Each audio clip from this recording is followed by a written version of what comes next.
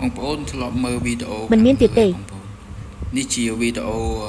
ដែលនិយាយបង្កើត ក្មេងម្នាក់នេះ AI ពិតជាអស្ចារ្យយើងចូលចិត្តបំផុតគឺ ចេះធ្វើសំឡេង AI បែបហ្នឹងបងប្អូនចូលមើលវីដេអូខ្ញុំទាំងអស់គ្នាខ្ញុំនឹងប្រាប់ពីរបៀបធ្វើបាទជាដំបូងអញ្ចឹងបងប្អូនចូលទៅកាន់ Telegram មកបងប្អូនចូលទៅកាន់ Telegram ហើយបងប្អូនវាយ search ពាក្យថា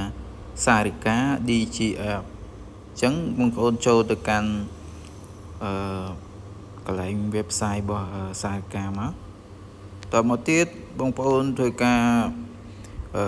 សរសេរអក្សរឬក៏ copy អក្សរណាដែលយើងចង់សរសេរឲ្យ AI អ្នកនិយាយអញ្ចឹងឧទាហរណ៍ខ្ញុំ copy ខាងនេះមកអក្សរអញ្ចឹងមកខ្ញុំ copy ដើម្បីឲ្យខាង AI គេអ្នកនិយាយអញ្ចឹងខ្ញុំសូម copy ត្រឹមហ្នឹងអញ្ចឹងបន្តមកយើងផាសលើ message ហ្នឹងយើងចង់សរសេរក៏បានយើងចង់ copy អីក៏បានដែរអញ្ចឹងយើងធ្វើការផាសវាមកទៅមកយើង send អញ្ចឹងវាឲ្យយើងរងចាំតែមួយ plate ទេបងប្អូនពៀនផ្ញើសំឡេងមកបាទអញ្ចឹងយើងធ្វើការចុចមើលនេះ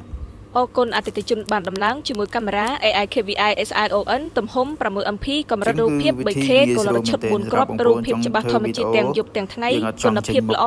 100% បអញ្ជើញមក BK Technology យើងខ្លុំមកដឹងតែរៀបចំជូនមួយស្អាតមិនឲ្យអតិថិជនទៅចិត្តទេសម្រាប់បងប្អូនដែលមានអញ្ចឹងវីដេអូងាយទេបងប្អូនយើងចង់ធ្វើបង្កើតវីដេអូអត់ចង់ចេញមុខអត់ចង់អីចឹងយើងចង់ឲ្យ AI អ្នកនិយាយចឹងគឺអែមបងប្អូន